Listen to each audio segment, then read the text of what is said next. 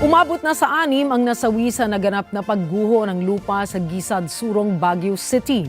Kanina alas 3 ng hapon, isa pang labi ng babae ang narecover ng mga rescuer sa isinagawang search and rescue operation. Alas 2:52 naman ng hapon kanina nang marecover ang lalaki ng 2 taong gulang o ang labi ng 2 taong gulang na batang babae. Pasado alas 5 naman ng hapon kanina nang makuha ang isa pang bangkay ng lalaki. Kaugnay nito, umabot na sa 9 ang nahanap ng rescue teams, 3 ang buhay na nailigtas, habang 6 naman ang nasawi habang 4 pa ang hinahanap. Naganap ang pagguho bago mag-alas 8 kagabi, kung saan 3 bahay ang natabunan ng lupa.